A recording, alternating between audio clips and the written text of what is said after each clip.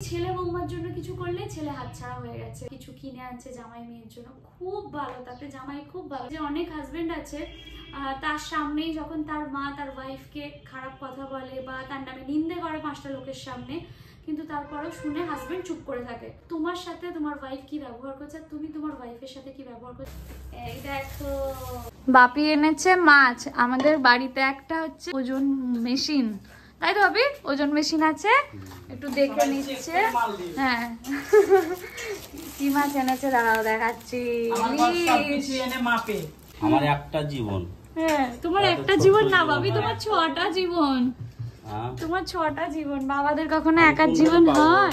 2000-3000 করে মা। ওরে বাবা, আল্লাহই দেবে আমাদের জন্য। এই যে কি টেস্টি দেখতে আজকের মাছটা। আর এই যে রুই এখন এখানে ঘুগনি বানাচ্ছে, মানে মা ঘুগনি বানিয়ে দিয়েছে, ওটাকে চটপটি বানাচ্ছে। এখানে কি আমাদেরও ভাগ আছে? তোর একা? জল জিরা দিয়ে চানাচুর দিয়ে টেস্টি টেস্টি খাবার। গাইস টেস্টি করে তো বানালো ঘুগনিটা, মানে মা তো এমনি টেস্টি করে বানায়, তার উপর রুই আরো স্পেশাল অ্যাড করেছে। ভালো টেস্টি ঝাল আর টেস্টি ঝাল খাওয়া শিখে যাবে আমার কাছে। ঘড়িতে বাজে 10টা বাজতে 3। কিচেনে আমার মাদার ইন্ডিয়া মা। আসসালামু আলাইকুম। ওয়ালাইকুম আসসালাম। আলহামদুলিল্লাহ খুব ভালো আছি, আমাদের দুয়াতে তোমাদের ভালোবাসায় আমি সত্যি খুব ভালো। তোমরা যে সবাই এত এত দেখেছো, সবাই তোমাকে ভালোবাসে, প্রতিটা কমেন্ট তোমাকে করে। খুব ভালোবাসি তোমাদের জন্য। সত্যি আমি সব সময় নামাজ পড়ি, দোয়া করি আল্লাহ যেন সকলকে ভালো রাখে। আল্লাহ তোমাদের ছোট বড় সকলকে যেন ভালো রাখে, সুস্থ রাখে। আল্লাহ কোনো বাধা মুসিবত না দেয়। আল্লাহ ভালো রেখো, তারপরে আমাদের তুমি ভালো রেখো।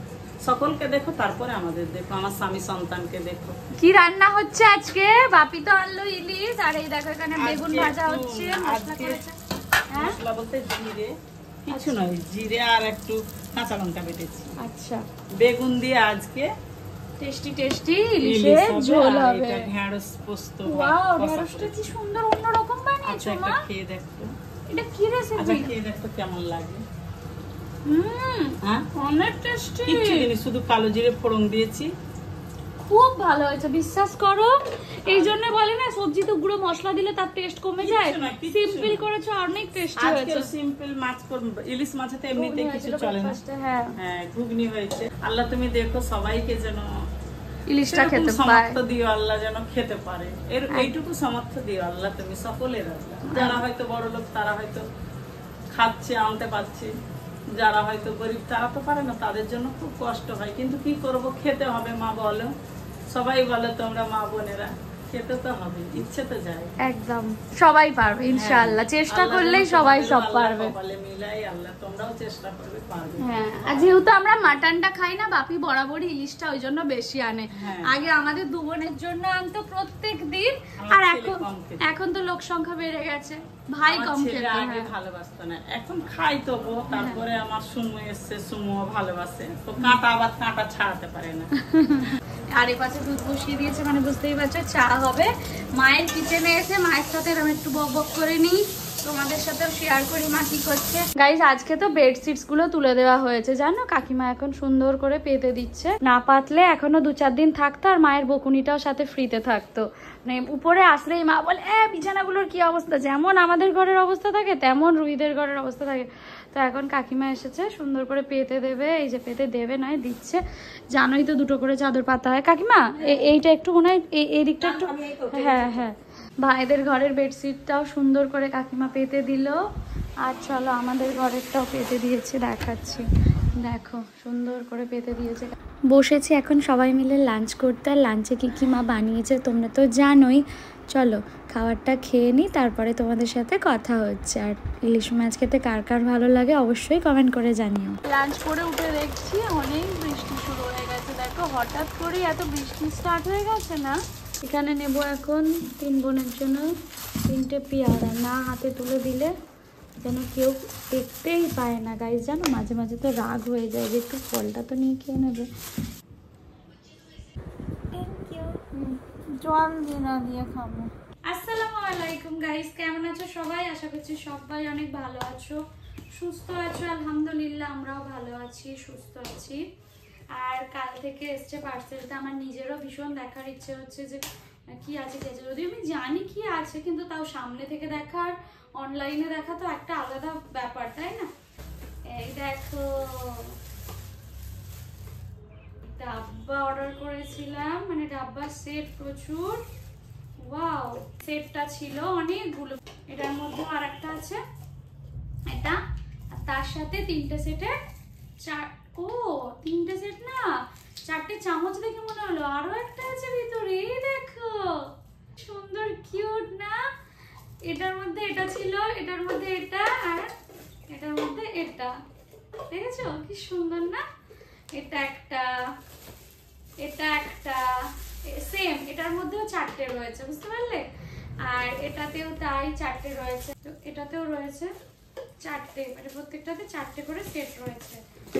এরকম 3টে গেল, এই একটা 4টে, আর এটা একটা, এটাতেও চেক করে নি। টোটাল বক্স বড় হচ্ছে 6টা এরকম বড় বড় সেট রয়েছে গাইস, দেখতেই পাচ্ছ। আর এই 6টার মধ্যে 4টে করে রয়েছে, মানে 4 6 24টা একটা এরকম মশলার ডাব্বা নিয়েছি। কেমন হয়েছে গাইস? এগুলো সব আমার নতুন সংসারের জন্য নতুন নতুন জিনিস নেওয়া। হ্যাঁ, শিফট হবো কবে জানি না, কিন্তু টুকটুক করে মনে হচ্ছে যে প্রতি মাসে কিছু না কিছু নিতে থাকি। আর এই মশলার ডাব্বাগুলো নেওয়া খুবই প্রয়োজন, তার কারণ হচ্ছে সব জিনিসপত্রগুলো আগে রাখতে হবে। বলো, রান্না পারি আর না পারি, কিছু তো কিনে কিনে আগে রাখবো। বলো, খুব সুন্দর হয়েছে জিনিসগুলো, যেটা ফোনে দেখেছিলাম সেই রকমই। আর এগুলো প্লাস্টিকের নেওয়া হচ্ছে, তার কারণ হচ্ছে হাত থেকে পড়ে গেলে ফটাফট ভেঙে যাবে। এর আরও একটা আমি মশলার ডাব্বা অর্ডার করেছি, জানো? সেটাও আসবে পুরো স্ট্যান্ড সমেত, ওটা একেবারে গ্যাস ওভেনের পাশে রাখবো। আর এগুলো হচ্ছে কি বলে, ওয়ার্ড্রবের মধ্যে রাখবো কিচেনে। আর একটা ছোট্ট মতো সেট অর্ডার করেছি। তো এই হচ্ছে ব্যাপার স্যাপার, টুকটুক টুকটুক করে যতটুকু আসলে সাজিয়ে নেওয়া যায় নিজের ঘরটা নিজের মতো করে। তারপর এই চামচগুলো দেখো, চামচগুলো খুব সুন্দর। চামচগুলো 4টে করে দিয়েছে, 4টে করে বক্সে, ভালো করেছে। চামচগুলোর খুব দরকার, কোনোটাতে নুন, কোনোটাতে হলুদ, কোনোটাতে কি, এত কিছু আমি নাম জানি না, ঠিক আছে? যখন হবে তখন দেখা যাবে। দাঁড়াও, এটাও এখানে রেখে দিই এখন আপাতত। বক্সটা বন্ধ করে দিলাম। এগুলো সব বোনের ঘরে একটা জায়গায় আমি যা যা কিনেছি, আমার ডিনার সেট থেকে শুরু করে আগের দিনের স্পুন, তারপরে সবকিছু একটা আলাদা সাইড করতে মানে করে রেডি করেছি। আমি তোমাদের সাথে একটা কথা শেয়ার করতে চাই গাইস, সেটা হচ্ছে আগের দিন আমার একটা ভালোবাসার লোক এসেছিল, ফলোয়ার্স এসেছিল তোমাদেরই মতো। তো অনেকেই আসে আমাদের বাড়িতে আর আমার সাথে অনেক মনের কথা শেয়ার করে, স্পেশালি তাদের সংসার জীবনের কথাও শেয়ার করে যায়। আমি তোমাদের একটা কথা বলতে চাই, পৃথিবীর সব শাশুড়িরা কেন আমার মায়ের মতন নয়, আমি সেটাই ভাবি। মানে জামাইদের শাশুড়ি তো ভালোই হয়, কিন্তু বৌমাদের শাশুড়ি যেন প্রত্যেকে আমার মায়ের মতো হয়। কারণ হচ্ছে সে এসেছিল, সে বলছিল যে তার শাশুড়ি, মেয়ে জামাই সুখে আছে, মেয়ে জামাই কোথায় যাচ্ছে আনন্দ করছে বা কিছু কিনে আনছে জামাই মেয়ের জন্য, খুব ভালো, তাতে জামাই খুব ভালো বাধ্য। সব 8-5টা ফ্যামিলিতে যেরকম হয়, খুব কম ফ্যামিলি আছে যেগুলো আমাদের মতো। আলহামদুলিল্লাহ আমাদের পরিবারটা সত্যি তোমাদের ভালোবাসা ধরে অন্যরকম। তো তারপর হচ্ছে, কিন্তু ছেলে বৌমার জন্য কিছু করলে ছেলে হাতছাড়া হয়ে গেছে, ছেলে খারাপ হয়ে গেছে। কিন্তু তুমিও তো কারোর বউ ছিলে, আজকে তুমি শাশুড়ি হয়েছো।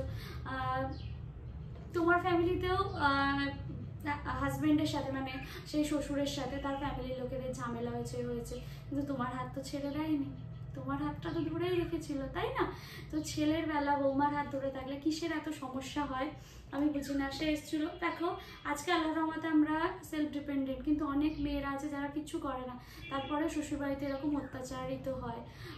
সবচেয়ে আমার খারাপ লাগে এটা ভেবে যে অনেক হাজবেন্ড আছে তার সামনেই যখন তার মা তার ওয়াইফকে খারাপ কথা বলে বা তার নামে নিন্দে করে 5টা লোকের সামনে, কিন্তু তারপরেও শুনে হাজবেন্ড চুপ করে থাকে। সেই জায়গাটায় আমার না সেই হাজবেন্ডের প্রতি লজ্জা লাগে যে তুমি যার হাত ধরে নিয়ে এসেছো তোমার ওয়াইফকে, যে তোমার শেষ জীবনের সাথী, আর আমাদের ধর্মে এমনি সবচেয়ে দামি সম্পর্ক হচ্ছে হাজব্যান্ড ওয়াইফের সম্পর্ক। বাবা মা ভাই বোন প্রত্যেকের ভ্যালু আমাদের লাইফে আছে, কিন্তু হাজব্যান্ড ওয়াইফের সম্পর্কটা সবচেয়ে দামি।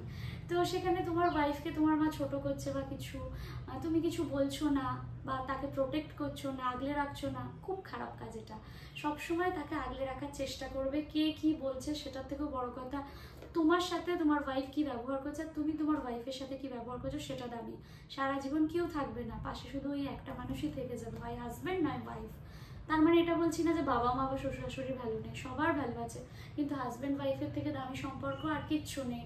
তো সেই সব শাশুড়িদের বলি, কেন বৌমাদের নামে এরকমভাবে নিন্দে করে বা খারাপ কথা বলে? তারা এটা বোঝে না যে ফিউচারটা তার উপরে ডিপেন্ড করছে। বাকিটা আল্লাহর মর্জি, কার কখন কি হবে কেউ জানে না, কিন্তু তারপরও তোমার কর্মফল কিন্তু তোমাকেই পেতে হবে। তো শুধু মা বলে যে বা শাশুড়ি মা বলে যে নামাজ পার্টিতে বসে তুমি দোয়া করবে বা অভিশাপ দেবে সেটাই কাজে লাগবে, আর স্ত্রীর দোয়া বা অভিশাপ কিছু ম্যাটার করে না এরকমটা কিন্তু না। একজন স্বামীর জন্য তার স্ত্রীর দোয়া বা চোখের জল দুটোরই কিন্তু কি বলবো এফেক্ট পড়ে। একটা স্বামীর জন্য তার স্ত্রী যদি দোয়া করে সেটাও যেমন কাজের, স্ত্রীর চোখের জলের দামও কিন্তু স্বামীকে দিতে হবে, বা যারাই কাঁদাবে বা যা কিছুই ঘটুক না কেন তাদেরও কিন্তু দামটা দিতে হবে। শুধু মা বলেই যে শুধু সব দোয়া লেগে যাবে বা সব মানে কি বলবো অভিশাপ লেগে যাবে এরকমটা কিন্তু হয় না।